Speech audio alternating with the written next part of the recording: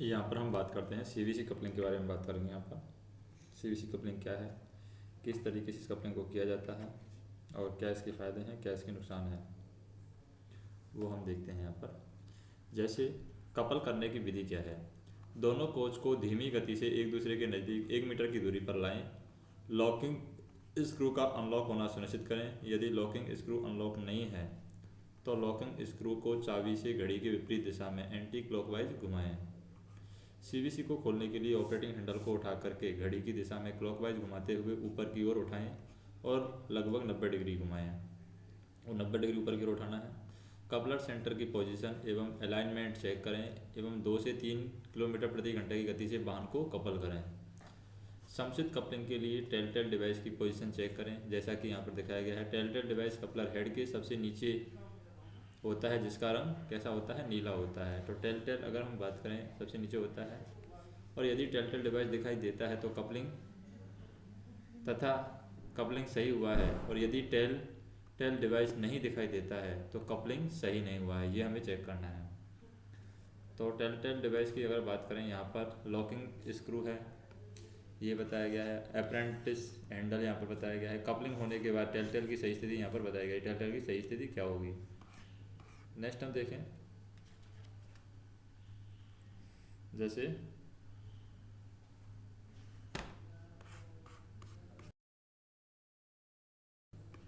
Engine के CVC का locking होना सुनिश्चित करें। लॉकिंग स्क्रू के दाहिनी तरफ घुमाएं और ऑपरेटिंग हैंडल को लॉक कर दें। सीवीसी कपल होने के बाद गाड़ी को हल्का सा आगे की ओर खींचकर कपलिंग को सुनिश्चित करें।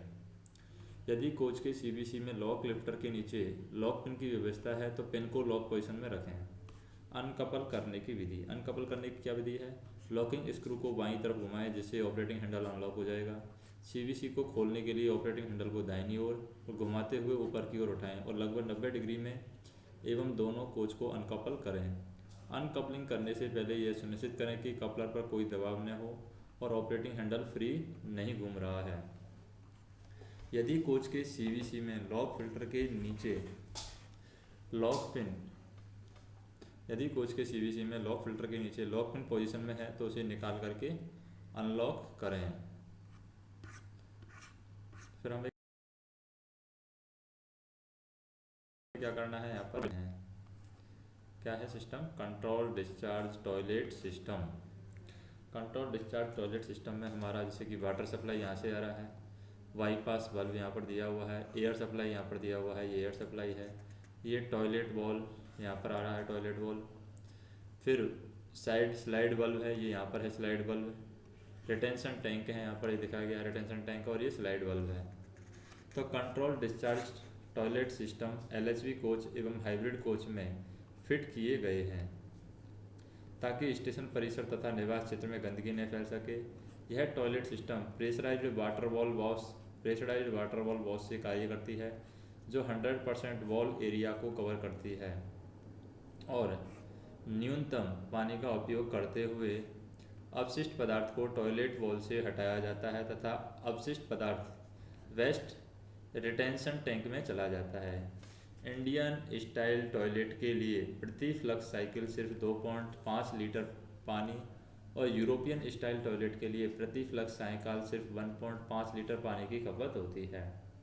सवारी नेक्स्ट हम देखें यहाँ पर, जैसे कंट्रोल डिस्चार्ज टॉयलेट सिस्टम की मुख्य विशेषताएं क्या हैं। कम हवा,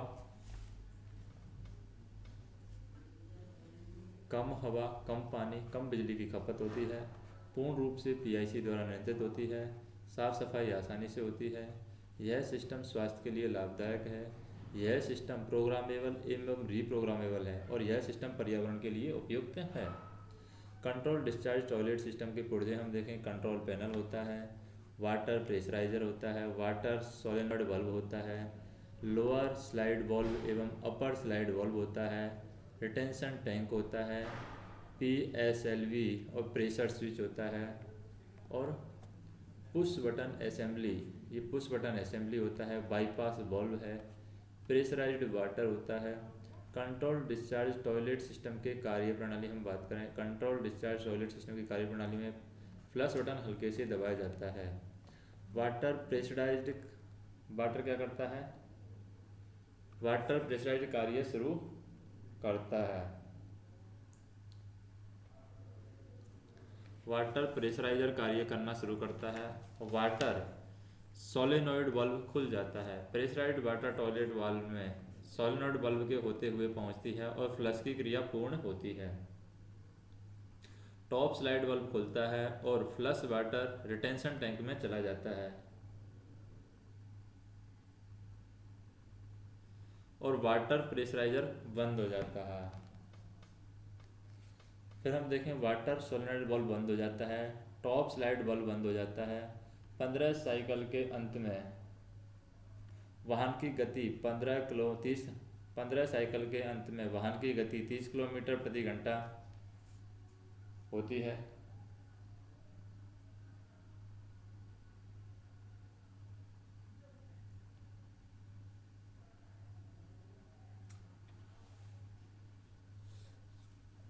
यानी 15 साइकिल के अंत में या वाहन की गति 30 किलोमीटर प्रति घंटा या उससे अधिक होने पर बॉटम डिस्चार्ज वाल्व खुल जाता है। अपशिष्ट पदार्थ रेल से बाहर की ओर निकल जाता है। वाहन की गति एक्सल बॉक्स में लगे स्पीड सेंसर के द्वारा सेंस होती है। बॉटम डिस्चार्ज वाल्व कुछ समय के लिए खुली लगभग 1 मिनट या इससे कम रहती है और इसके बाद बॉटम डिस्चार्ज वाल्व ऑटोमेटिक बंद हो जाता है। फिर हम बात करते हैं दुरंतो एक्सप्रेस। दुरंतो एक्सप्रेस क्या है? हाइब्रिड कोच है Duronto express. ICF bogie air spring suspension के साथ होती है दुरंतो एक्सप्रेस। और इसके अंदर जैसे कि दुरंतो एक्सप्रेस में कौन कौन सी चीज़ कहाँ कहाँ पर है,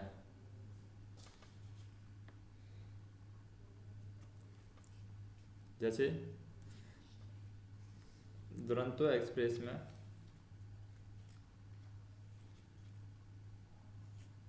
हम बात करते हैं यहाँ पर दुरंतो एक्सप्रेस हाइब्रिड स्विच की तरह काम करता है।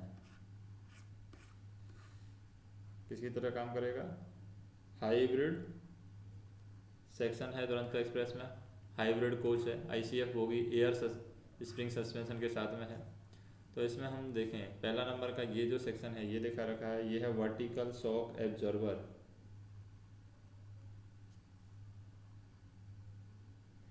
और दूसरे नंबर पर है एयर स्प्रिंग, ये हमारी क्या है? एयर स्प्रिंग है दूसरे नंबर पर। तीसरे नंबर पर है वॉलेस्टर, तीसरे नंबर पर क्या है? वॉलेस्टर। चौथे नंबर पर ये वाला जो नीचे वाला सेक्शन है ये है लोअर स्प्रिंग प्लैग। पाँचवें नंबर पर है लेवलिंग वॉल्व, ये पाँचवें नंबर पर है। छठवें नंबर पर है लेवलिंग वॉल्व हैंडल, ये छठवें नंबर पर है लेवलिंग वॉल्व हैंडल। सातवें नंबर की बात करें इंस्टॉलेशन लीवर है सातवें नंबर पर। आठवें नंबर पर बात करें एक्सल बॉक्स स्प्रिंग है आठवें नंबर पर, एक्सल बॉक्स स्प्रिंग। नौवें नंबर पर बात करें एक्सल बॉक्स है नौवें नंबर पर। और 10वें नंबर पर बात करें हाइड्रल पैड है 10वें नंबर पर, यहाँ पर है हाइड्रल पैड, इस जगह पर हाइड्रल पैड।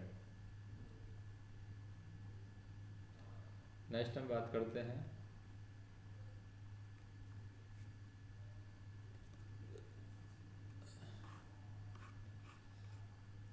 दुरंतो एक्सप्रेस की तकनीक एवं सामान्य जानकारी के बारे में हम बात करते हैं। हाइब्रिड कोच में ICF बोगी के साथ LHV सेल का प्रावधान किया गया है। बॉडी सेल एवं एयर ब्रेक प्रणाली के पाइपलाइन में स्टेनलेस स्टील का उपयोग होने से अनुरक्षण कम होगा। यात्री वहन की क्षमता बड़ी है। उन्नत डिजाइन एवं सामग्री से बने होने के बाद भी परिचालन में उपलब्ध ICF कोच के समतुल्य है। अनुरक्षण पद्धति ICF के समान है किंतु सेकेंडरी सस्पेंशन में हेलिकल कॉइल स्प्रिंग के बदले एयर स्प्रिंग यहाँ पर लगाए गए हैं। हाइब्रिड कोच की विशेषताएं हम देखें क्या है हाइब्रिड कोच की विशेषताएं। पारंपरिक स्क्रू कपलिंग और बफर के स्थान पर tight locked centre buffer coupler का प्रावधान किया गया है। CVC के ऑपरेटिंग अनावश्यक रूप से उठ करके घूमने जाए, इसके लिए ऑपरेटिंग हैंडल को लॉक करने के लिए लॉकिंग स्क्रू का प्रावधान किया गया है। टाइट लॉक CVC कपलिंग में कपलर हेड के नीचे पीले रंग का एक टेलटेल डिवाइस लगा हुआ है। कपलिंग के बाद यदि यह टेलटेल डिवाइस दिखाई देता है तो कपलिंग सही हुआ है और यदि टेलटेल डिवाइस नहीं देता है तो कपलिंग ठीक से नहीं हुआ है, पुनः कपलिंग करने का प्रयास करना चाहिए। लॉकिंग स्क्रू है, लॉकिंग स्क्रू को चाबी से घड़ी की दिशा में घुमाने से ऑपरेटिंग हैंडल लॉक हो जाता है और घड़ी के विपरीत दिशा में घुमाने से ऑपरेटिंग हैंडल अनलॉक हो जाता है। सेकेंडरी सस्पेंशन में हेलिकल कॉइल स्प्रिंग के स्थान पर एयर स्प्रिंग का प्रावधान किया गया है। इक्वलाइजिंग स्टे एवं बीएसएस हैंगर का प्रावधान न होने के कारण बोगी डिजाइन साधारण एवं अनुरक्षण आसान है। फ्लोटिंग लोअर स्प्रिंग प्लैंक के स्थान पर फिक्स्ड लोअर स्प्रिंग प्लैंक उपयोग किया जाता है। 2 लेटरल शॉक एब्जॉर्बर का प्रावधान है। CDTS control discharge toilet system का प्रावधान है। कोच के दोनों सिरों पर BP एवं FP के दो एयर होस का प्रावधान किया गया है। इस कोच में बोगी माउंटेड ब्रेक सिस्टम का प्रावधान किया गया है। हाइब्रिड कोच में सेल्फ जनरेशन का प्रावधान है, जिससे उत्पन्न बिजली का उपयोग कोच में लगे पंखे, लाइट, एयर कंडीशन एवं बैटरी चार्जिंग में होता है।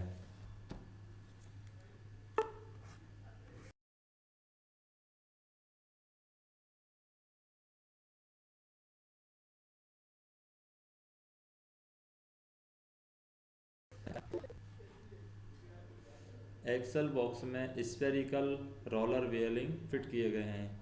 प्रत्येक कोच में 2 स्पीड सेंसर एक्सल बॉक्स के साथ फिट किए गए हैं। हाइब्रिड कोच की अधिकतम गति 110 किलोमीटर पर आवर है।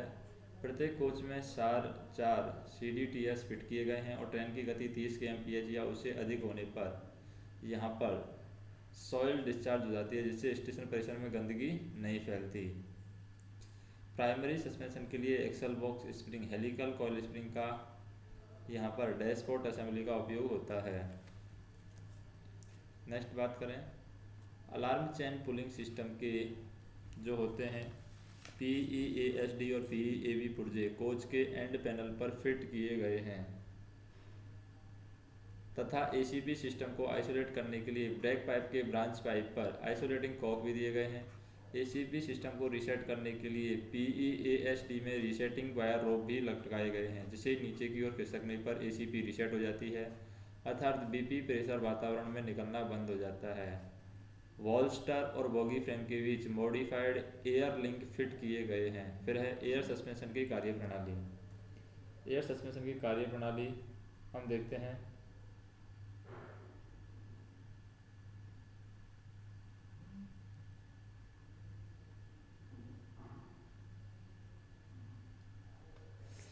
एयर सस्पेंशन की कार्यप्रणाली में बात करते हैं। एयर सस्पेंशन कार्यप्रणाली क्या है?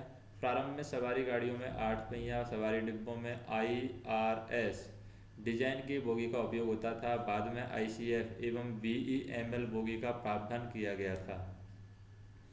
इन बोगियों में फ्लोटिंग वॉलेस्टर का प्रावधान तथा सेकेंडरी सस्पेंशन के रूप में लोअर वॉलेस्टर प्लैंक और अपर वॉलेस्टर प्लैंक के मध्य हेलिकल कॉइल स्प्रिंग का प्रावधान होता था। इस व्यवस्था में कई समस्याएं आती हैं, जैसे कि कॉइल स्प्रिंग का टूटना, हैंगर का टूटना, मिसिंग होना आदि। बेहतर राइडिंग क्वालिटी एवं उच्च भार वहन करने हेतु हाइब्रिड कोच में कॉइल स्प्रिंग के स्थान पर एयर सस्पेंशन का प्रावधान किया गया है। वॉलेस्टर एवं बॉगी के बीच क्लियरेंस को नियंत्रित रखने के लिए एयर स्प्रिंग के लेवलिंग वाल्व द्वारा एयर विलोज में फीड पाइप से एयर प्रेशर चार्ज किया जाता है। एयर सस्पेंशन सिस्टम के मुख्य पुर्जे की बात करें, जैसे कि एयर स्प्रिंग 4 नंबर कोच में, लेवलिंग वाल्व है 4 नंबर कोच में, डुप्लेक्स चेक वाल्व है 2 नंबर कोच, 2 नंबर होते हैं पर कोच में 2 number coach. 40 litre auxiliary reservoir है, ये 4 नंबर कोच है। Bogie suspension isolating cock 2 number coach. Non return valve है 1 number coach. 150 litre MR reservoir है 1 number coach. Coach suspension isolating cock है 1 नंबर कोच। फिर हम देखते हैं किसके बाद में, ये MR है 150 लीटर का है। एयर पाइपलाइन यहाँ पर बताई गई है। इसमें कोच आइसोलेटिंग कॉक लगाई गई है, फिल्टर के द्वारा नॉन रिटर्न वाल्व लगाया गया है। 150 लीटर का है ये, तो 150 लीटर में से डिस्ट्रीब्यूट हुई है। यहाँ पर एयर स्प्रिंग हो जा रही है। एयर स्प्रिंग के बाद में यहाँ पर जो है 40 का लीटर का ऑक्सिलरी रिजर्वायर लगा हुआ है AR। और इसमें हम बात करें डुप्लेक्स चेक वाल्व है ये, यहाँ पर डुप्लेक्स चेक वाल्व, और यहाँ पर भी 40 लीटर का ऑक्सिलरी रिजर्वायर लगा हुआ है। यहाँ पर लगा हुआ है bogie isolating cock limiting valve, यहाँ पर लिमिटिंग वाल्व लगा हुआ है। इसी तरीके से देखें, bogie isolating cock limiting valve है, लिमिटिंग वाल्व लगा हुआ है। ये एयर स्प्रिंग ये 40 लीटर का ऑक्सिलरी रिजर्वायर है, ये 40 लीटर का ऑक्सिलरी रिजर्वायर है। तो हम कह सकते हैं ये सिस्टमेटिक डायग्राम है एयर सस्पेंशन इक्विपमेंट का। तो एयर सस्पेंशन के मुख्य पुर्जों की बात करते हैं हम। Air suspension spring, air suspension spring में top plate, air glow, emergency spring, sliding plate और फास्टेनर्स एवं ओ रिंग्स का समावेश है। लेवलिंग वाल्व की बात करते हैं। लेवलिंग वाल्व क्या होता है? इस वाल्व का कार्य खाली या यात्रियों से भरे कोच में प्रभावित हुए बिना निरपेक्ष रूप से बॉडी लेवल को एक स्तर पर बनाए रखना है। इस लेवल को बनाए रखने के लिए वाहन की यात्रियों के भार में बढ़ोतरी एवं कमी होने पर एयर सस्पेंशन स्प्रिंग के स्प्रिंग वेलों में हवा चार्ज होती है या स्प्रिंग वेलों से हवा बाहर निकलती है और यह कार्य लेवलिंग वाल्व द्वारा होता है। तब बॉडी लेवल को बनाए रखने के लिए कंप्रेस्ड हवा एयर स्प्रिंग में चार्ज होती है या कंप्रेस्ड हवा वातावरण में डिस्चार्ज होती है। Duplex check valve. Duplex check valve की बात करते हैं। ड्यूप्लेक्स चेक वाल्व का प्रावधान प्रत्येक बोगी के दोनों एयर स्प्रिंग के बीच में पाइप कनेक्शन के साथ होता है। किसी भी एयर स्प्रिंग में प्रेशर लीकेज या किसी अन्य कारणों से बोगी में लगे एयर स्प्रिंग के बीच हवा के दबाव में अंतर आने पर अर्थात दबाव 1.5 kg पर वर्ग सेंटीमीटर तक या उससे कम हो जाने पर ड्यूप्लेक्स चेक वाल्व के रास्ते एक एयर स्प्रिंग की हवा दूसरे एयर स्प्रिंग में प्रभावित होना शुरू हो जाती है और बॉडी का स्तर एक समान बनता है। यह प्रक्रिया तब तक जारी रहती है जब तक कि लीकेज और प्रणाली की खराबी का निवारण नहीं कर लिया जाता है। फिर है इंस्टॉलेशन लीवर। इंस्टॉलेशन लीवर क्या होता है? कोच बॉडी को उचित लेवल तक बनाए रखने के लिए इंस्टॉलेशन लीवर लेवलिंग लीवर और वॉलेस्टर पर लगे ब्रैकेट के बीच लगा होता है। इसके दोनों सिरों पर बॉल और सॉकेट जॉइंट लगा होता है। इंस्टॉलेशन लीवर लेवलिंग बॉल से जोड़ा जाता है। इसके दोनों टॉप एवं बॉटम बॉल सॉकेट जॉइंट चलने के लिए स्वतंत्र रहते हैं। फिर हम देखते हैं अपर फ्लैंक और बोगी के बीच क्लियरेंस को कायम रखने के लिए इंस्टॉलेशन को यहाँ पर बनाया जाता है। जैसे दुरंतो एक्सप्रेस गाड़ी पर कार्य करने के लिए ड्राइवर एवं गार्ड के लिए अनुदेश यहाँ पर दिए गए हैं। ड्राइवर तथा गार्ड को यह सुनिश्चित करना चाहिए कि इंजन और SLR में निर्धारित मात्रा हवा का दबाव होना चाहिए।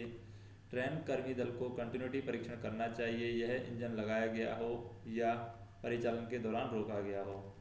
सिग्नल पर पहुंचने पर ड्राइवर के द्वारा ब्रेक होने के लिए सही समय लेना चाहिए। एयर हाउस अनकपल होने पर एयर कोक बंद करके एयर हाउस कपल करने के बाद पूरी गाड़ी का मैनुअल रिलीज करना चाहिए।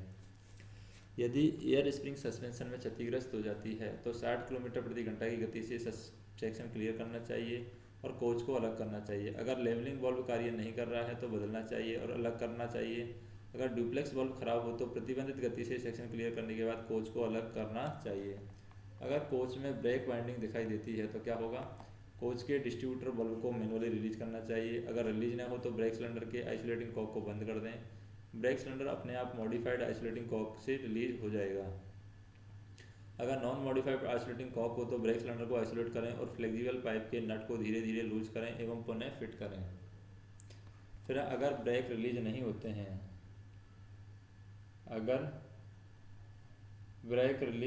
हैं तो क्या करेंगे?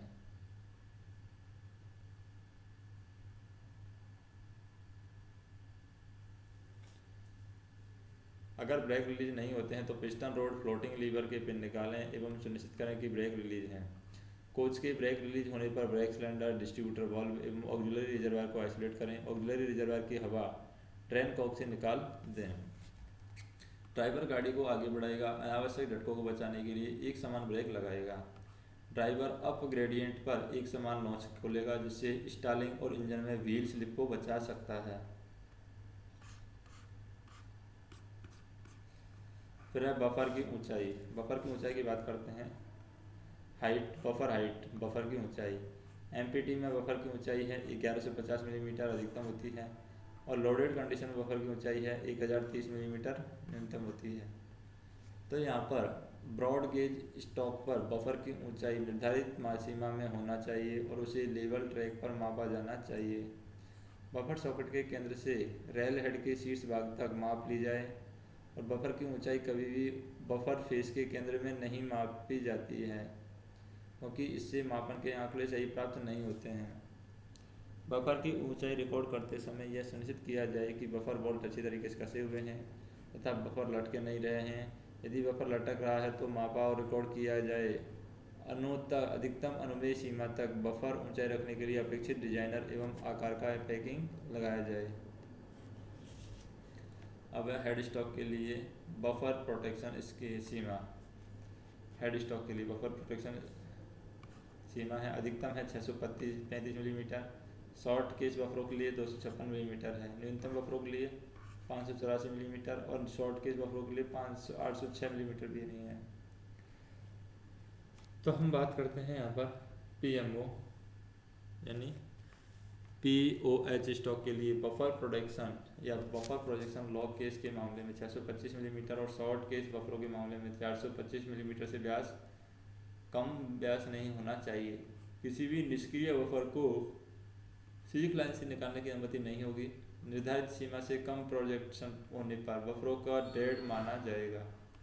बफर गैदरिंग सीमा, बफर गैदरिंग सीमा क्या है? दो बफर के बीच ऊंचाई में अंतर को बफर गैदरिंग रेंज कहते हैं, जिसकी सीमा है 75 मिलीमीटर।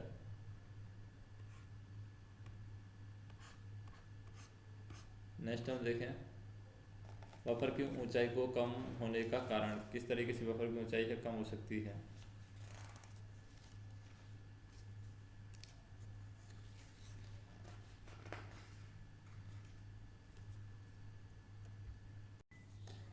अब हम देखते हैं यहाँ पर बफर की ऊंचाई कम होने के कारण क्या है, क्या क्या कारण है जिससे बफर की ऊंचाई कम होती है। बफर की ऊंचाई कम होने के निम्न कारण है, जैसे कि क्या पहला कारण है SLR पे लोड से अधिक माल का भरा होना। दूसरा SLR में असमान लोडिंग का होना, SLR में असमान लोडिंग का होना। दो बफर के बीच 75 मिलीमीटर से अधिक ऊंचाई में अंतर होना। बफर के नट बोल्ट का टूट जाना, बफर के स्पेंडल रोड का टूट जाना और यहाँ पर डैशपोर्ट स्प्रिंग्स का टूट जाना।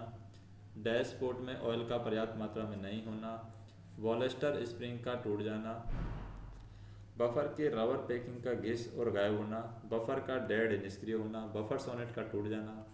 दो व्हील के व्यासों में अधिक अंतर होना और वॉलेस्टर स्प्रिंग हैंगर VSS हैंगर का घिस जाना। SLR में बफर की ऊंचाई को सही रखने में गार्ड के लिए अनुदेश क्या है, जैसे कि SLR में माल एक समान भरा जाना चाहिए। SLR में पेलोड से अधिक माल नहीं भरा जाना चाहिए। बफर के नट टूटे नहीं होने चाहिए।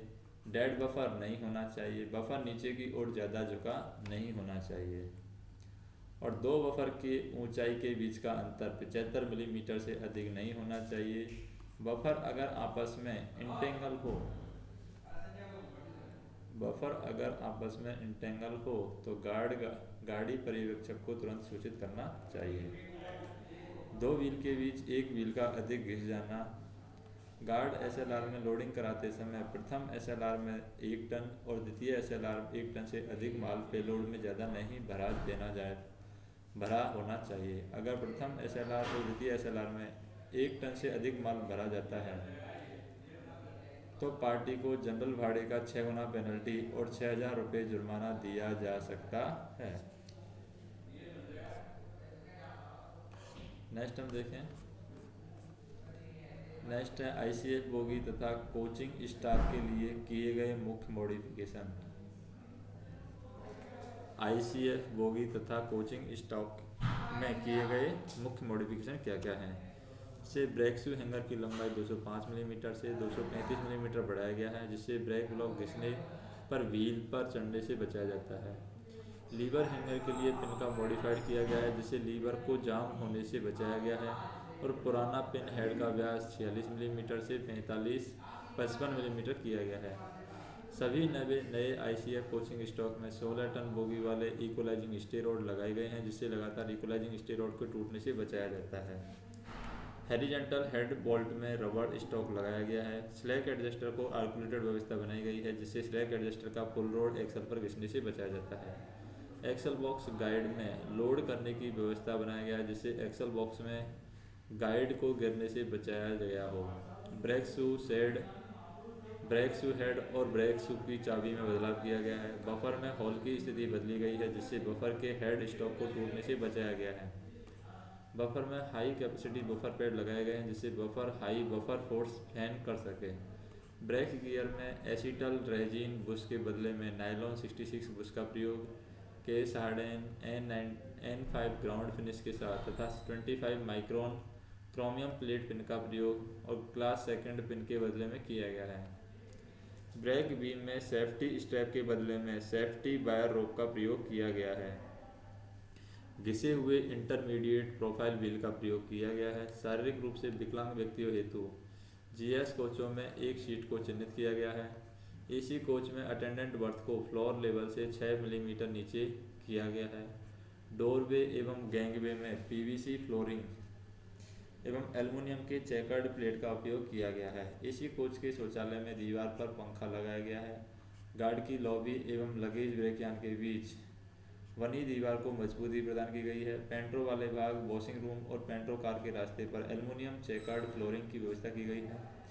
एसी स्लीपर कोचों के दोनों सिरों पर आर्थिंग आखिरी बर्थ के ऊपर लगे फ्लैप का सेफ्टी पोजीशन दिया गया है। Nylon wire net magazine pouch की व्यवस्था की गई है। नेक्स्ट हम देखें यहाँ पर, जैसे कि गार्ड के डिब्बे के पीछे फ्लोरोसेंट पीले पेंट से एक 125 मिलीमीटर मोटी क्रॉस मार्किंग करना और पहले से लगे टेल लैंप बोर्ड के अतिरिक्त एक्रोलिक रिफ्लेक्टर लगाया गया है। बॉडी साइड विंडो पर अतिरिक्त 5 सेफ्टी बार की व्यवस्था लगाई गई है। ब्रेक यान में गार्ड की ओर वाली साइड दीवार में लगी खिड़की में 4 छड़ों को लगाया गया है। एयर ब्रेक सिस्टम में जोड़ रहित पाइपों का प्रयोग किया गया है। एल्युमिनियम शटर के विकल्प के रूप में एफआरपी फ्रेम के वाले ग्लास शटर का प्रयोग किया गया है। एल्युमिनियम शटर के विकल्प के रूप में एफआरपी वेजो शटर का प्रयोग किया गया है। यूएचएमडब्ल्यूपीई और एनएफटी एक्सल बॉक्स पैकिंग की व्यवस्था किया गया है। सीटों और बर्थों का मानकीकरण किया जाना है और single piece FRP louvre shutter का प्रयोग किया जाना है। एयर ब्रेक कोचों की ब्रेक बीम और ब्रेक बीम का परीक्षण किया जाना है। शौचालयों के लिए वेंचुरी प्रकार के चूट का प्रयोग किया गया है। एक्सल गाइड व्यवस्था एवं एक्सल बॉक्स हेतु लगे सेफ्टी स्ट्रैप में सुधार किया गया है। नॉन एसी कोचों में आकस्मिक खुलने वाली खिड़कियों की व्यवस्था की गई है। SLR WLR RM लोकों के लगेज कंपार्टमेंट के स्लाइडिंग पॉकेट पर कंपोजिंग पीस और इंस्पेक्शन डोर की व्यवस्था किया गया है। विंडो सिल और गाइड सिल सहित संपूर्ण MR विंडो की व्यवस्था करना। 90 मिलीमीटर पॉलीवुड फ्लोरिंग के स्थान पर 20 मिलीमीटर कंप्रेस्ड फ्लोरिंग का प्रयोग किया गया है। लेबोरेटरी हेतु मानक स्टेनलेस स्टील इनले का प्रयोग किया गया है। कोचों में UIC वेस्ट्यूबल का लगाया जाना गया है। इनहेंस बढ़ी हुई स्क्रू कपलिंग एवं ड्राफ्ट का लगाया गया है। सभी एसी एवं नॉन एसी कोचों में आकस्मिक खिड़कियों को लगाया गया है। RCF के बने SLR कोच के लगेज कंपार्टमेंट में लगेज लोडिंग और अनलोडिंग के दौरान ceiling, side wall, and wall के होने की क्षति से बचाने के लिए वुडन स्लेट की व्यवस्था की गई है। SLR कोच के लगेज कंपार्टमेंट के सीलिंग में मॉडिफिकेशन किया गया है ताकि बाजू वाले टूटे टॉयलेट सीलिंग में चोरी होने के खतरे को रोका जा सके। लगेज कंपार्टमेंट में कैंट्रेल के नज़दीक वर्तमान में सीलिंग पैनल को हटाया गया है। 8 की संख्या में 25 NV ट्यूब पर्याप्त लंबाई को यहाँ पर लगाया गया है। फिर हम बात करें, सीलिंग पैनल को पुनः लगाया गया है और गरीब रथ पावर कार कोच के अंडर फ्रेम में लिफ्टिंग पैड के डिजाइन में मॉडिफिकेशन किए गए हैं। कारण क्या है, बॉगी फ्रेम के साथ लिफ्टिंग पैड पर ग्रेजिंग मार्क रेलवे द्वारा रिपोर्ट किए गए हैं और SLR कोच के लगेज कंपार्टमेंट के स्लाइडिंग डोर में मॉडिफिकेशन किया गया है। कारण क्या है, स्लाइडिंग डोर का जामा होना और रोलर गाइड से ड्रेल हो जाना, इसका कारण है। नेक्स्ट देखें, क्या है, ऑल्ट्रेशन है। ऑल्ट्रेशन क्या होता है, अंदर के साइड दीवार से स्लाइडिंग डोर पॉकेट के वर्तमान पैनल को हटाया गया है। ICF और RCF के बने SLR कोच के लिए फ्लैट वर्टिकल स्टॉपर वेल्डिंग दोनों तरफ से स्लाइडिंग बार में किया गया है, जिसे दरवाजे ऊपर की ओर जाम होने से बचाया गया है। ICF और RCF के बने एसएलआर में वर्तमान में फ्लैट के अंदर पर दोनों बॉडी साइड पीवर के बीच पर्याप्त लंबाई की बॉक्स चैनल सेक्शन को अतिरिक्त स्टॉपर पीस वेल्डिंग किए गए हैं।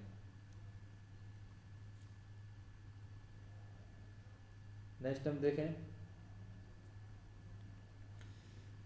VEML के बने SLR कोच में लेटरल मूवमेंट को रोकने के लिए बॉडी साइड पिलर पर अतिरिक्त स्टॉपर पीस वेल्डिंग किए गए हैं। निरीक्षक कार्य हेतु डोर पॉकेट पैनल पर 2 फ्लैप ओपनिंग व्यवस्था किया गया है और एक बॉटम पर स्लाइडिंग डोर गाइड असेंबली का निरीक्षण हेतु तथा एक टॉप में रोलर असेंबली के नज़दीक लगाया गया है। साइड दरवाजे के अंदर से स्लाइडिंग डोर पॉकेट के पैनल को पुनः फिट किया गया है।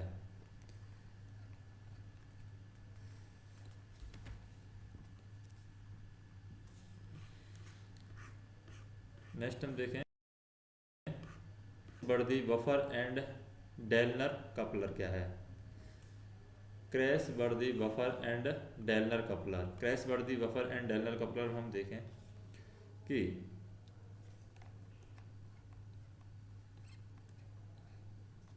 RCF के बने कुछ कोच में high energy capacity side buffer fit किए जा रहे हैं और ये high energy capacity side buffer SRD, DSL, RD, power car, GS और PVH में फिट किए गए हैं।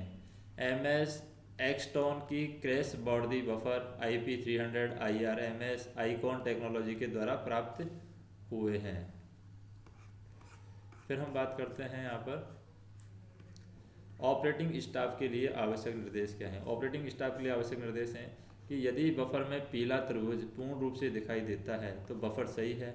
यदि बफर में पीला त्रिभुज पूर्ण रूप से दिखाई नहीं देता है तो बफर छोटा हो गया है। वैगन कोच का परिचालन रोकें एवं CW स्टाफ को सूचित करें। अगर बफर में कोई भी क्रैक दिखाई देता है तो CW स्टाफ को सूचित करें।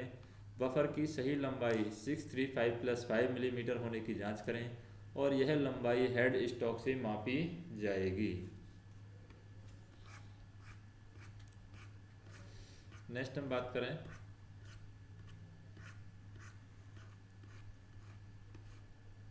ये है डेलनर कपलर। डेलनर कपलर की बात करें यहाँ पर, जैसे डेलनर कपलर में क्या क्या चीज़ें लगाई गई हैं। डेलनर कपलर में पहला है हमारा सपोर्टिंग डिवाइस, यहाँ पर ये है सपोर्टिंग डिवाइस डेलनर कपलर में। दूसरा है हमारा ऑपरेटिंग डिवाइस, जैसे डेलनर कपलर में ये है हमारा ऑपरेटिंग डिवाइस, दूसरे नंबर का है ऑपरेटिंग डिवाइस। तीसरे नंबर का है मैकेनिकल कपलर, ये हमारा मैकेनिकल कपलर है। चौथे नंबर पर है सॉकेट जॉइंट, ये चौथे नंबर पर है सॉकेट जॉइंट, सॉकेट जॉइंट। पाँचवें नंबर पर हम देखें, पाँचवें नंबर पर क्या है, ड्राफ्ट गियर है पाँचवें नंबर पर। छठवें नंबर पर है लॉकिंग वेड्स, ये छठवें नंबर पर है लॉकिंग वेड्स। सातवें नंबर पर है हमारा क्लैंपिंग डिवाइस है, सातवें नंबर पर है। तो क्लैंपिंग डिवाइस कहाँ पर है, ये ऊपर की साइड होगा सातवें नंबर पर, क्लैंपिंग डिवाइस यहाँ पर। अब हम बात करते हैं डेलनर कपलर की, जैसे कि ये सारी चीज़ें लगाई गई हैं यहाँ पर। ऊपर से हम देखें, ये है हमारी क्लैंपिंग डिवाइस, ये है लॉकिंग वेज, ये है ड्राफ्ट गियर, ये है सॉकेट जॉइंट, और यहाँ पर हम देखें ये है सपोर्टिंग डिवाइस, ऑपरेटिंग डिवाइस यहाँ पर है और मैकेनिकल कपलर यहाँ पर है। फिर हम देखते हैं नीचे, जैसे डेलनर कपलर ST-LTT दुरंतो ट्रेन में लगाए गए हैं। इनकी riding quality existing tight lock coupler से काफ़ी अच्छी है। फिर हम देखते हैं कौन से कपलर है हमारे पास में, ये है कार्यवाही के लिए कोच में ऑपरेशन के दौरान झटके का लगना, कोच में ऑपरेशन के दौरान झटके लगना, ये कार्यवाही है हमारा। तो इसमें हम क्या करेंगे, टाइट लॉक CVC कपलर निर्धारित से अधिक झटके का लगना। टाइट लॉक CVC कपलर है तो निर्धारित से अधिक ज़्यादा झटके लगेंगे, और डेलनर कपलर है तो ऑपरेशन के दौरान कोई झटके नहीं लगेगा। स्पीड बढ़ाते समय, ब्रेक लगाते समय, घुमाव पर, चढ़ाई पर नॉच बढ़ाते समय और ढलान पर नॉच कम करते समय, स्टेशन पहुंचने के दौरान, स्टेशन छोड़ने के समय, स्टेशन पर रुकते समय, स्टेशन से प्रस्थान करते समय झटके यहाँ पर नहीं लगने वाले हैं। दूसरा हम देखें टाइट लॉक सीवीसी कपलर की अपेक्षा डेलनर कपलर के फायदे क्या हैं। दूसरा हम देखें लॉको एवं कोच के बीच झटके लगना है, ई टाइप और एफ टाइप कपलर के बीच झटके लगते हैं।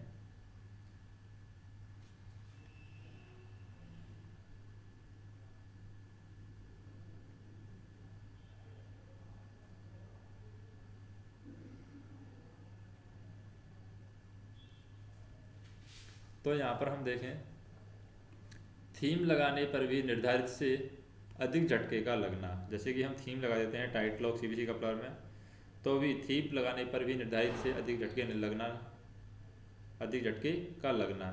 और यहाँ पर डेलनर कपलर में बात करें थीम के बिना भी कोई भी झटके किसी भी परिस्थिति में नहीं आता है। फिर पैसेंजर को बात करें, पैसेंजर में झटके के कारण बेचैन हो सकता है passenger tight lock CVC coupler के अंदर, जबकि अगर डेलनर कपलर है तो आराम और सहने योग्य यात्रा होना, क्योंकि झटके समाप्त हो गए हैं। कपलिंग की क्षमता की बात करें, कपलिंग की जो क्षमता है टाइट लॉक सीवीसी कपलर के अंदर, कपलिंग करते समय मैनुअली पोजीशन बनाना पड़ता है, साथ ही साथ संरक्षा का खतरा भी रहता है। जबकि जो हमारा डेलनर कपलर है, डेलनर कपलर में क्या है,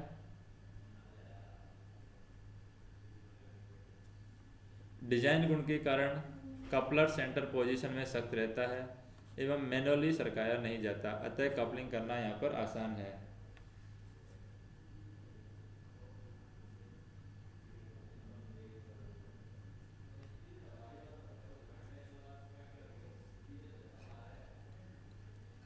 नेक्स्ट हम देखें असेंबली की बात करते हैं। असेंबली में हम देखें सेकंड नंबर का है हमारा असेंबली किस तरीके से है, ये तो कार्यवाही वाली बात होगी। असेंबली हम देखें टाइट लॉक सीवीसी कपलर में कपलर हेड एवं ड्राफ्ट गियर की असेंबली की बात करते हैं। कपलर हेड एवं ड्राफ्ट गियर की असेंबली,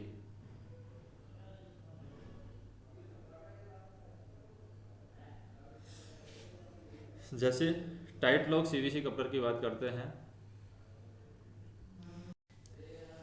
जैसे पहली बात हम देखें, जैसे कि इसके अंदर क्या होता है टाइट लॉक सीवीसी कपलर के अंदर सैक के साथ कपलर हेड जुड़े होने के कारण जटिल एवं यूआईसी लिंकेज थैंक के अंदर स्प्रिंग से जुड़ा है।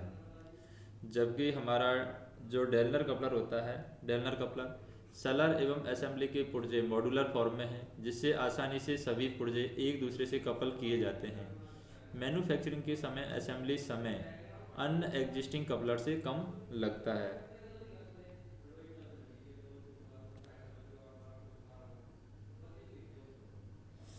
फिर है फास्टनर का प्रयोग, हम देखें फास्टनर का प्रयोग क्या है। फास्टनर का प्रयोग में हम देखें स्टैंडर्ड वाशर के साथ सामान्य फास्टनर का प्रयोग होता है और रनिंग के दौरान लूज होने की संभावना अधिक होती है टाइट लॉक सीवीसी कपलर के अंदर।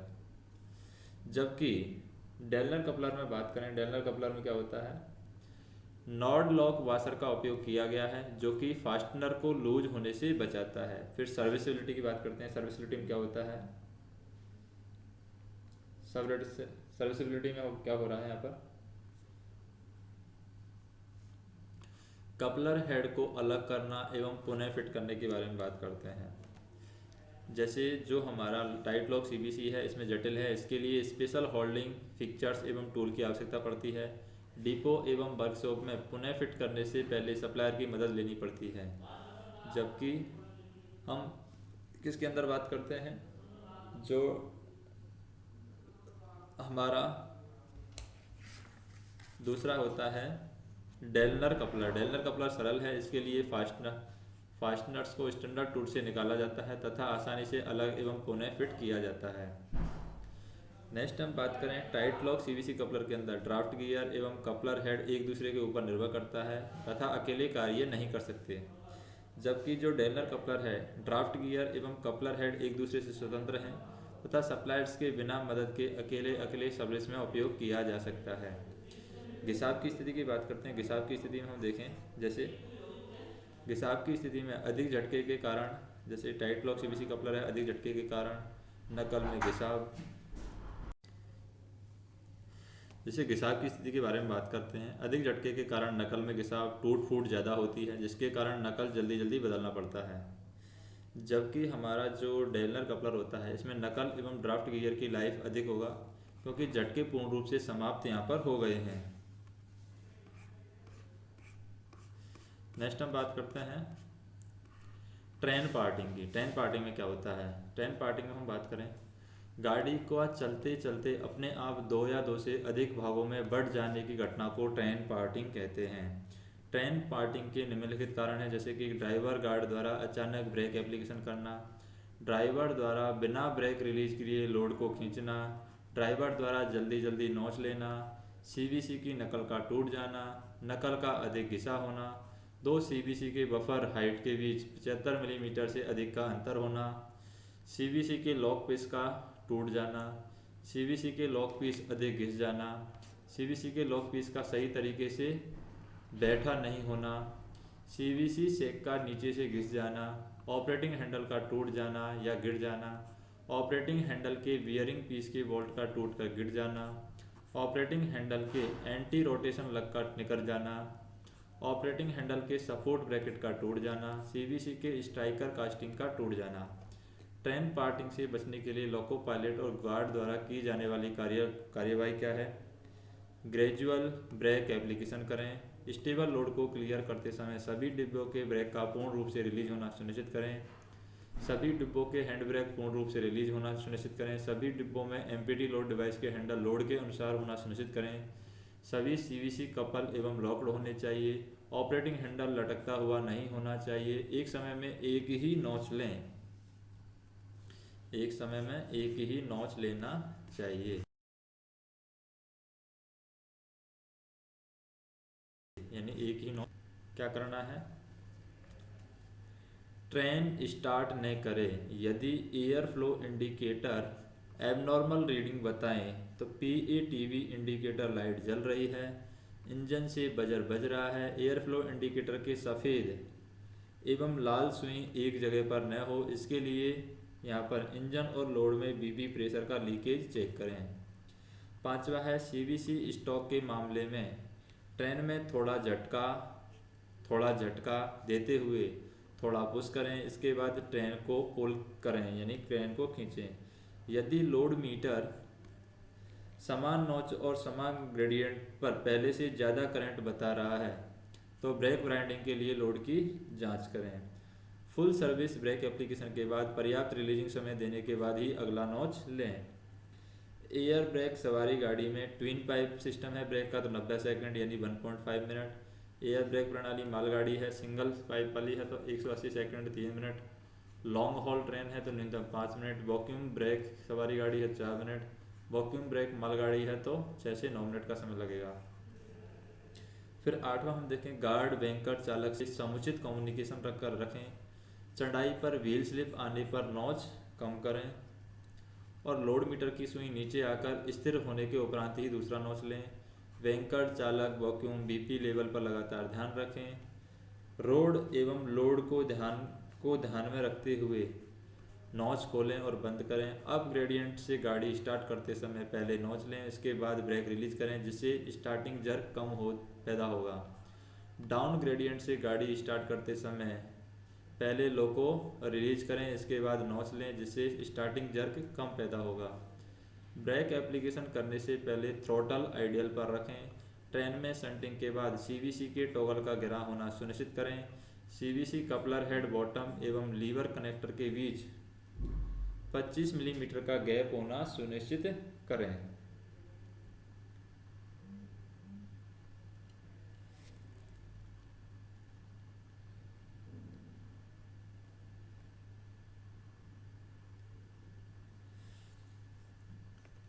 फिर है एमपीटी में बफर की ऊंचाई। एमपीटी में बफर की ऊंचाई है 1150 मिलीमीटर अधिकतम है और लोडेड कंडीशन में बफर की ऊंचाई है 1030 मिलीमीटर न्यूनतम है।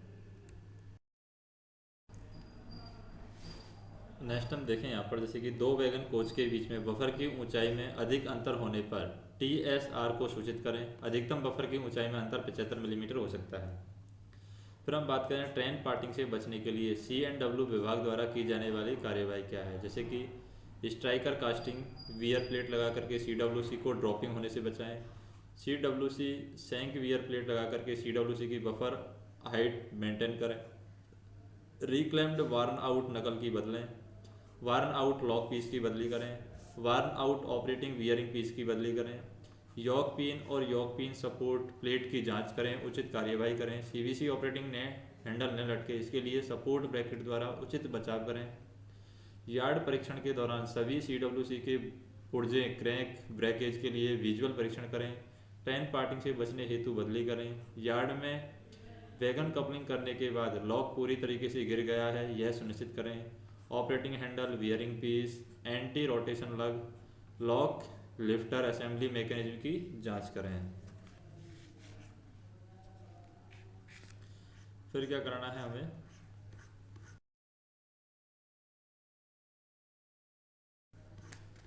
एयर ब्रेक प्रणाली